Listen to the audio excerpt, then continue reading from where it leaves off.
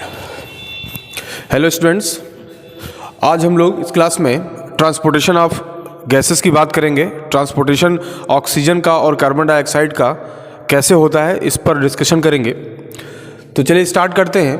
Transportation of oxygen कैसे होता है। आपको तो ये पता है कि जब इंस्पायरेशन हो रहा होता है, ये एल्वेओलाई है।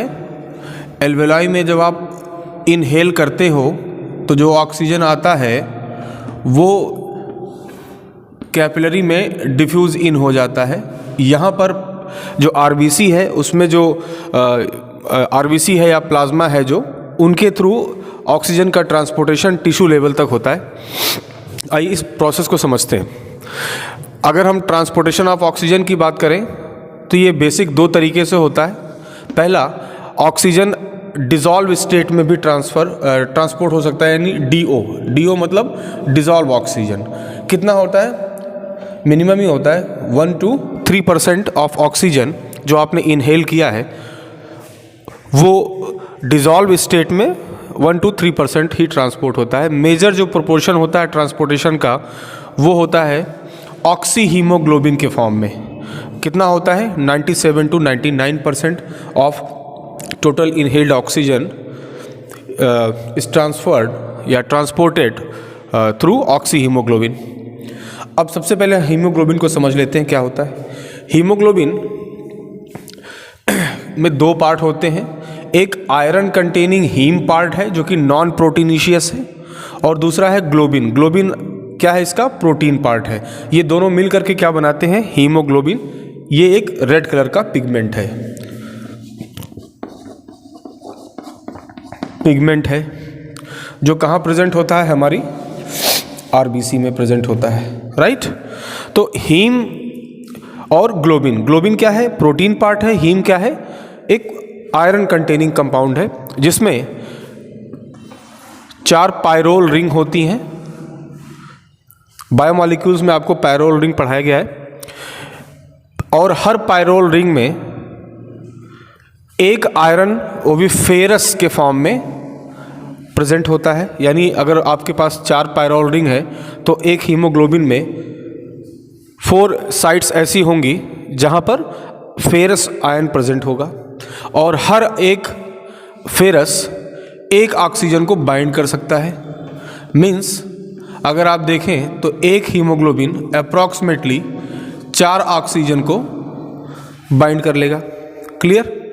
अब ये जो प्रोसीजर होता है, मतलब ऑक्सीजन का हीमोग्लोबिन से बाइंड होना, ये कब होगा? ये बहुत इंपॉर्टेंट चीज़ है। आप देखिए, जब एल्वेओलाई में PO2 की कंसंट्रेशन ज़्यादा हो, मतलब PO2 ज़्यादा हो, it means partial pressure of oxygen in alveolar sac ज़्यादा होना चाहिए, और ब्लड में PCO2 का लेवल ज़्यादा होना चाहिए। ये दोनों फेवरेबल कंडीशन है क्या होने के लिए?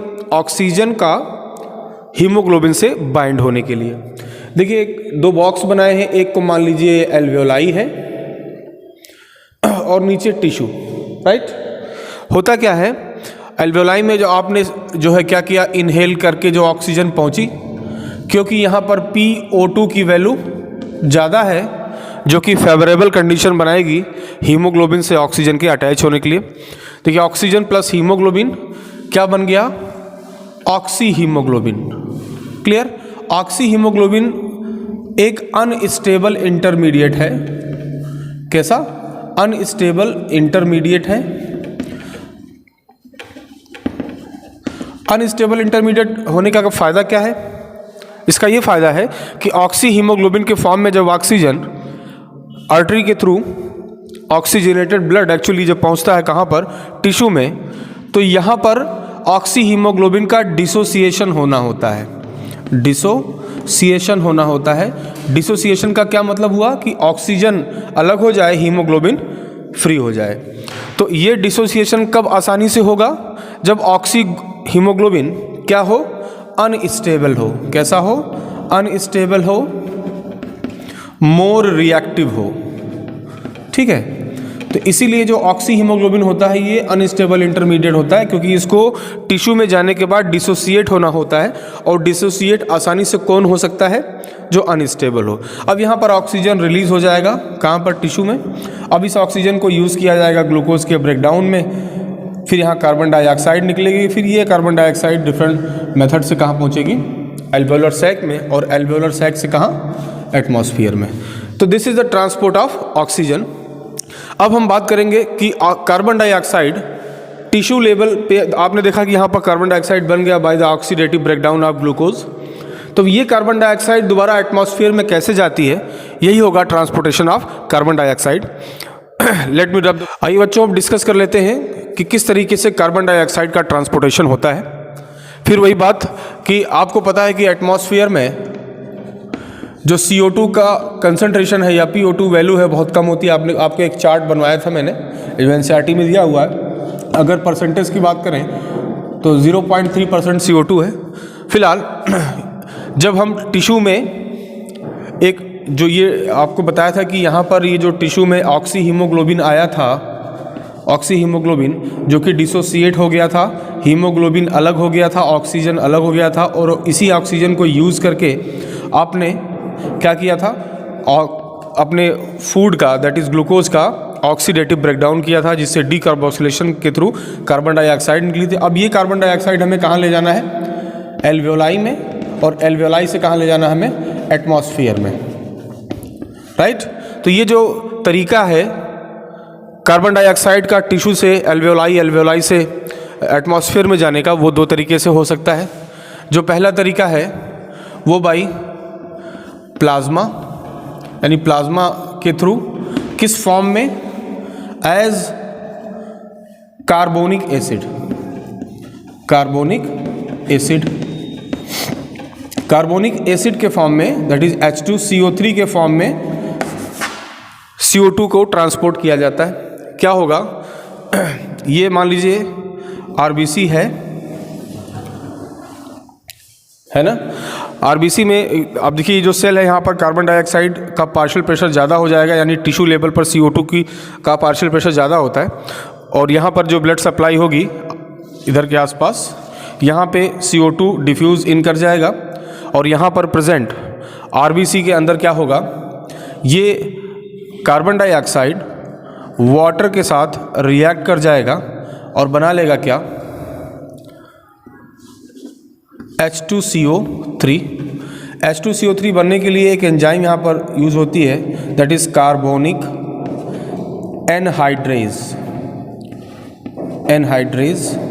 और ये आपने एंजाइम में भी पढ़ा है कि हर एक एंजाइम को एक्सेलरेट करने के लिए एक मेटल आयन की ज़रूरत होती है, जिसको आपको फैक्टर बोलते थे। यहाँ पर एक्चुअली जिंक आयन होता है जो इस कार्बोनिक एनहाइड्रेज एंजाइम को एक्टिवेट करता है, जिससे CO2 कंबाइन करके क्या बन जाती है, वाटर के साथ कार्बोनिक एसिड। अब ये बच्चों कार्बोनिक एसिड निकल करके कहाँ आ जाता है, प्लाज्मा में, और इसी प्लाज्मा के थ्रू होता हुआ ये ट्रांसपोर्ट हो जाता है। तो पहला मेथड हो गया ट्रांसपोर्टेशन ऑफ कार्बन डाइऑक्साइड का एज कार्बोनिक एसिड, राइट। जो दूसरा मेथड है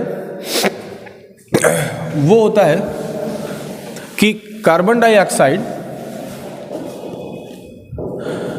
सोडियम और पोटेशियम के बाइकार्बोनेट्स के फॉर्म में ट्रांसपोर्ट होती है। तो CO2 कैन बी ट्रांसपोर्टेड, और मोस्टली 70% के आसपास जो CO2 का ट्रांसपोर्टेशन है वो होता है एज बाइकार्बोनेट्स ऑफ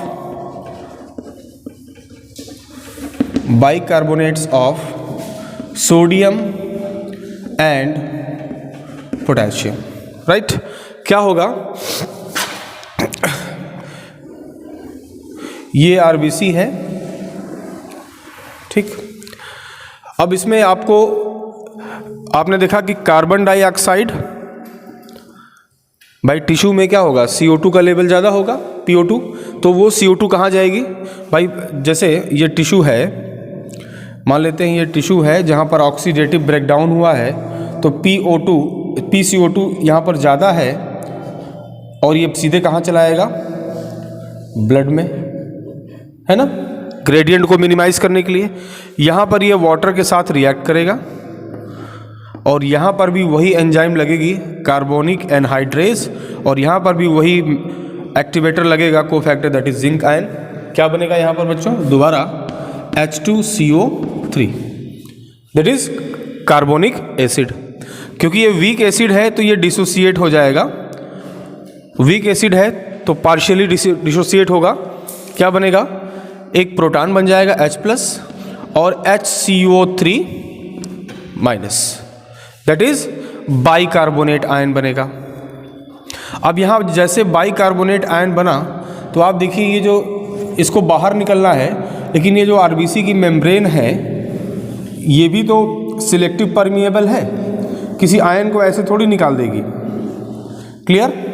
तो यहाँ पर ना ये बाइकार्बोनेट आयन इस आरबीसी के मेम्ब्रेन में यहाँ पर कुछ ट्रांसपोर्टर प्रोटीन लगे होते हैं। क्या लगे होते हैं? ट्रांसपोर्टर प्रोटीन, ट्रांसपोर्टर प्रोटीन लगे होते हैं। और ये ट्रांसपोर्टर प्रोटीन किसके लिए? बाइकार्बोनेट के लिए।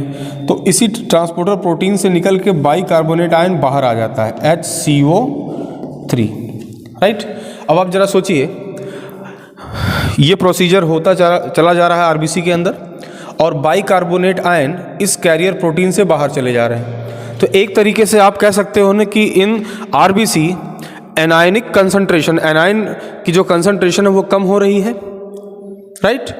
तो एनायनिक कंसंट्रेशन कम हो जाएगी तो भी प्रॉब्लम है मेम्ब्रेन ट्रांसपोर्ट में।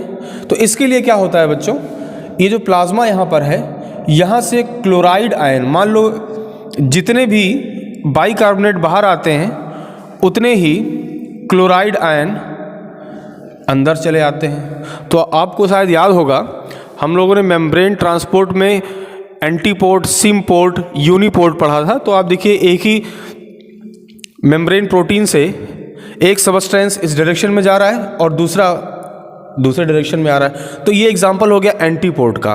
तो ये जो चैनल है प्रोटीन का, इसको हम लोग बोल सकते हैं bicarbonate chloride carrier protein, right.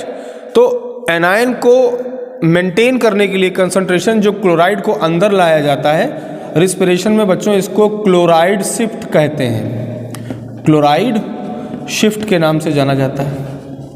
Clear? अब ये बाइकार्बोनेट जैसे प्लाज्मा में आया तो आपको पता है यहाँ पर सोडियम आयन प्रेजेंट है, पोटेशियम आयन प्रेजेंट है। ये रिएक्ट करके NaHCO3 बना लेंगे, दैट इज सोडियम बाइकार्बोनेट। ये रिएक्ट करके क्या बना लेंगे? Potassium bicarbonate. तो maximum proportion of carbon dioxide tissue से एल्वियोलर सैक तक किस फॉर्म में जाता है? सोडियम और पोटेशियम के बाइकार्बोनेट्स के फॉर्म में, इस प्रोसीजर के थ्रू। आई होप ये वीडियो आपको समझ में आया होगा। नेक्स्ट क्लास में हम लोग ऑक्सीजन हीमोग्लोबिन डिसोसिएशन कर्व की बात करेंगे। अगर आपको कोई डाउट है इसमें, हालांकि बहुत सिंपल टॉपिक है, आपको पता ही होगा, लेकिन 2-3 चीज़ें आपको याद रखनी है। क्लोराइड शिफ्ट याद रखना है और ये इस एंजाइम का नाम याद रखना है, जिंक जो कि इसका एक्टिवेटर है, कोफैक्टर है, वो आपको याद रखना है। और बाकी चीज़ें आसान है। तो अगर कोई आपको डाउट हो तो आप मुझसे पूछ सकते हैं। Thank you. बंद कर दो।